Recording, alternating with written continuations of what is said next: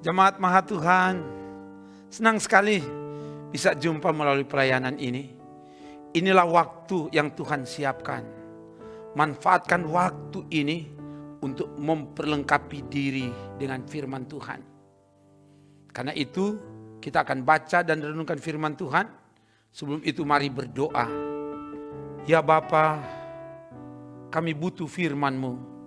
Dan oleh sebab itu, beritahukanlah kebenaran firman-Mu saat ini, supaya kami dapat menemukan apa kehendak-Mu melalui firman, dan beri hati yang taat setia melakukan firman-Mu di hidup ini.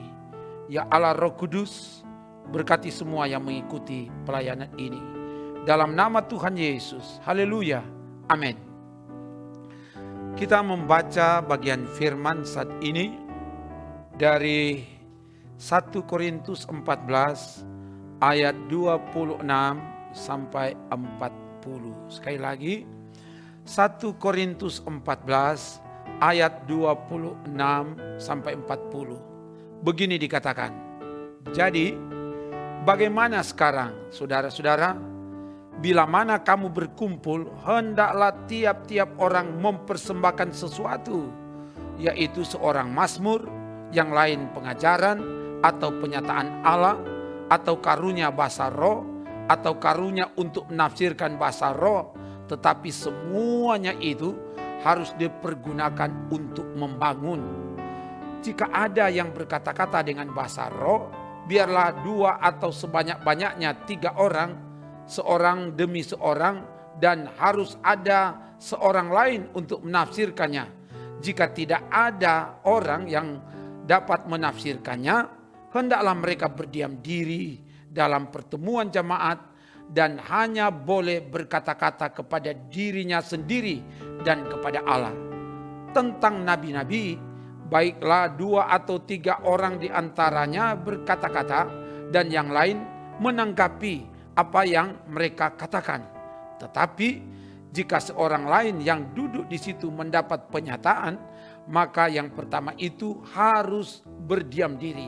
Sebab kamu semua boleh bernubuat seorang demi seorang, sehingga kamu semua dapat belajar dan beroleh kekuatan.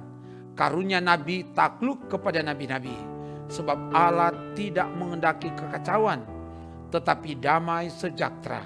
Sama seperti dalam semua jemaat orang-orang kudus, perempuan-perempuan harus berdiam diri dalam pertemuan-pertemuan jemaat, sebab mereka tidak diperbolehkan untuk berbicara. Mereka harus menundukkan diri seperti yang dikatakan juga oleh hukum Taurat. Jika mereka ingin mengetahui sesuatu, baiklah mereka menanyakannya kepada suaminya di rumah. Sebab tidak sopan bagi perempuan untuk berbicara dalam pertemuan jemaat. Atau adakah firman Allah mulai dari kamu? Atau hanya kepada kamu sajakah firman itu telah datang? Jika seorang menganggap dirinya nabi atau orang yang mendapat karunia rohani, ia harus sadar bahwa apa yang ku katakan kepadamu adalah perintah Tuhan. Tetapi jika ia tidak mengindahkannya, janganlah kamu mengindahkan dia. Karena itu, saudara-saudaraku, usahakanlah dirimu untuk memperoleh karunia untuk bernubuat, dan janganlah melarang orang yang berkata-kata dengan bahasa roh. Tetapi segala sesuatu harus berlangsung dengan sopan dan teratur. Jemaat Maha Tuhan, bagian firman ini disampaikan kepada umat Tuhan yang ada di kota Korintus. Penduduk kota Korintus sangat terbuka dengan dunia luar, membuat kehidupan mereka sangat bebas. Pada masa Paulus berada di Korintus sekitar tahun 52 Masehi, 18 bulan atau 1 tahun 6 bulan Paulus tinggal di Korintus. Kisah 18 ayat 1 sampai 18 nanti dibaca. Korintus merupakan pusat perjumpaan segala bangsa, segala kebudayaan, pusat perdagangan. Karena di Korintus ada 2 pelabuhan, yaitu pelabuhan Kenkrea di sebelah timur dan pelabuhan Lekeum di sebelah barat. Korintus juga merupakan pusat penyembahan Asklepius, dewa penyembuhan, dan pusat penyembahan terhadap dewi cinta Afrodit. Keadaan kota seperti ini mempengaruhi kehidupan jemaat Tuhan yang ada di Korintus. Mereka dengan bebas mempergunakan apa yang mereka miliki, termasuk menggunakan karunia-karunia yang ada pada mereka, antara lain karunia berkata-kata dengan bahasa roh, sehingga terjadilah kesombongan, ketidakaturan, kekacauan dalam pertemuan-pertemuan jemaat. Untuk itu firman Tuhan disampaikan agar dalam mempergunakan karunia-karunia harus dipergunakan untuk membangun jemaat. 1 Korintus 14 ayat 3, 4, juga ayat 12, ayat 26. Nanti dilihat. Kata membangun berasal dari bahasa Yunani. Oikadomeo berarti mengembangkan kehidupan rohani, kedewasaan, dan tabiat yang saleh dalam kehidupan orang percaya. Oleh sebab itu, dalam pertemuan-pertemuan jemaat harus ditata, harus diatur supaya semua berlangsung dengan tertib, dengan sopan dan teratur. Ayat 40. Sebab Allah tidak menghendaki kekacauan, tetapi damai sejahtera. Ayat 33. Pengaturan itu disampaikan dalam bagian firman ini. Bila mana berkumpul, hendaklah tiap-tiap orang mempersembahkan sesuatu, yang seorang mazmur, yang lain pengajaran atau penyataan Allah, atau karunia bahasa roh, 2 atau 3 orang karunia untuk menafsirkan.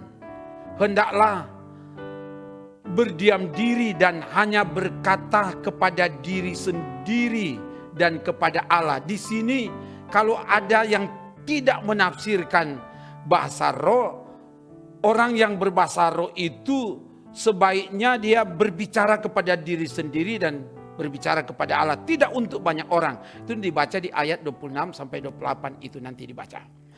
Tentang karunia bernubuat, nabi yang berkata-kata 2 atau 3 orang, yang lain menanggapi apa yang dikatakan.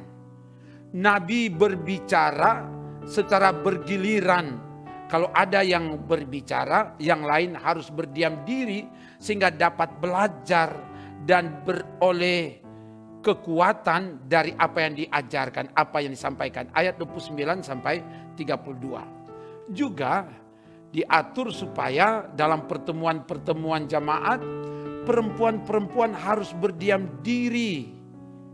Larangan ini tidak berlaku mutlak secara universal, tetapi sesuai dengan konteks yang terjadi di Korintus. Sebagaimana dikatakan tadi, orang-orang Korintus sangat bebas untuk melakukan segala sesuatu, sehingga terjadi kebebasan yang kebablasan, termasuk dalam kegiatan pertemuan-pertemuan jemaat, sehingga mengganggu ketertiban, mengganggu keteraturan, mengganggu kesopanan dalam beribadah. Akhirnya terjadi kekacauan. Tadi dikatakan Allah tidak menghendaki kekacauan tetapi damai sejahtera.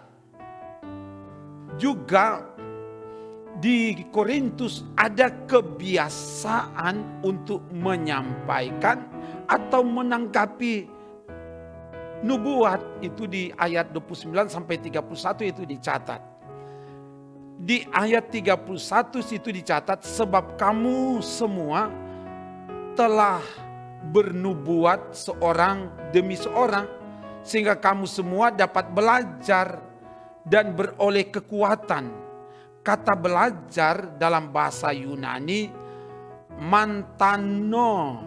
Sekali lagi, kata belajar dalam bahasa Yunani mantano berarti menguji, menilai, menanggapi, mengevaluasi. Di ayat 35 ada kata mengetahui.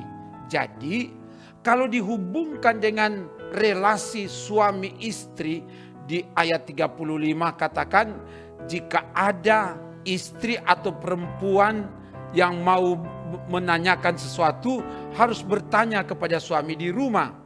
Jadi di kota Korintus ketika mau mengetahui sesuatu mereka tak segan-segan bertanya, bahkan mengkritisi suami mereka di depan umum.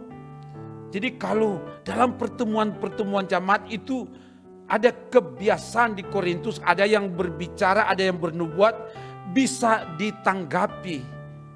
Tadi kalimat belajar itu dikatakan. Nah, jadi kalau ada suami yang bernubuat, mungkin ada istri yang menanggapi. Mungkin pertanyaan dari para istri terlalu tajam dan terkesan melemahkan, terkesan menyudutkan suami mereka sendiri. Makanya dikatakan di ayat 35, jika mereka ingin mengetahui sesuatu, atau jika istri-istri ingin mengetahui sesuatu, baiklah mereka menanyakannya pada suami mereka di rumah. Itulah situasi khusus yang terjadi di jemaat Korintus yang mengakibatkan perempuan bisa mengganggu pertemuan-pertemuan jemaat, sehingga dikatakan perempuan-perempuan harus berdiam diri dalam pertemuan-pertemuan jemaat. Jadi sekali lagi dikatakan ini tidak harus dipahami secara mutlak, secara universal. Ini cuma berlaku di konteks itu. Sebab kalau dipahami secara mutlak, bisa ada yang mengambil kesimpulan itu berarti perempuan-perempuan tidak boleh jadi pelayan. Sebab nantinya mereka akan berbicara dalam pertemuan-pertemuan jemaat. Larangan itu cuma berlaku di konteks itu karena ternyata ada perempuan-perempuan yang terkadang karena diberi kebebasan untuk menanggapi, mereka telah menyalahgunakan kebebasan itu sehingga bisa mengganggu pertemuan-pertemuan jemaat. Pertemuan-pertemuan jemaat tidak lagi tertib, tidak lagi teratur, telah terjadi kekacauan dalam pertemuan jemaat. Dan oleh sebab itu, berefleksi dari bagian firman ini, kita diajak pertama, pergunakanlah semua karunia yang Tuhan anugerahkan kepada kita untuk membangun persekutuan jemaat, bukan untuk penonjolan diri, bukan untuk kesombongan rohani, merasa diri hebat, hendaklah semakin rendah hati dan Tuhan yang dimuliakan. Kedua, karunia yang Tuhan beri harus ditata, harus diatur, dikelola dengan baik, supaya semua dapat digunakan dengan tertib, sopan, dan teratur.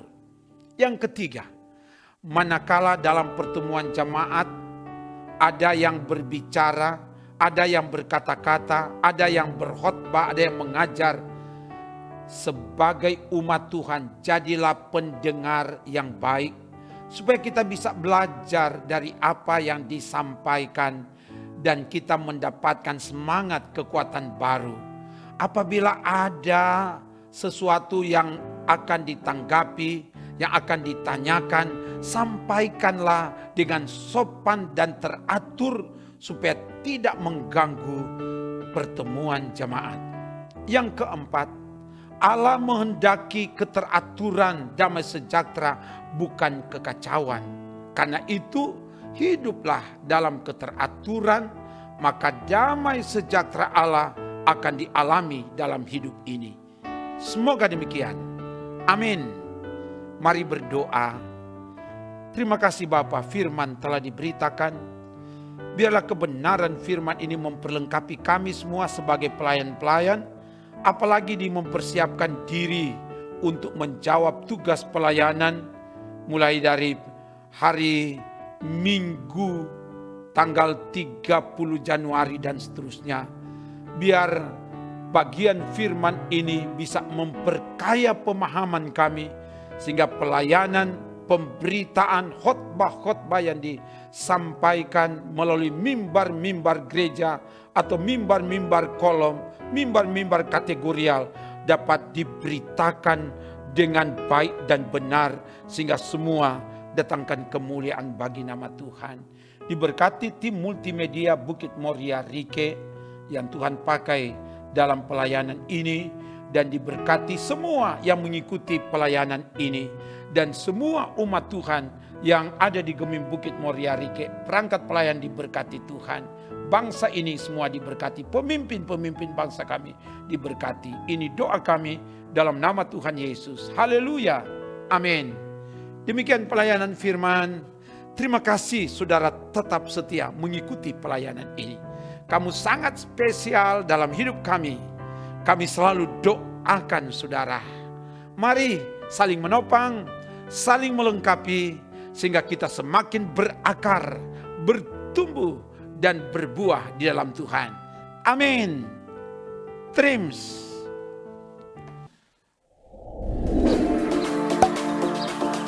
Jangan lupa subscribe channel Gemim Bukit Moria Rike.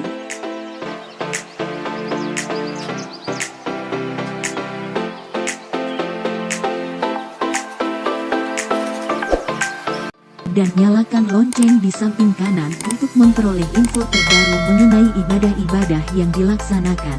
Salam sehat. Tuhan Yesus memberkati kita semua. Shalom.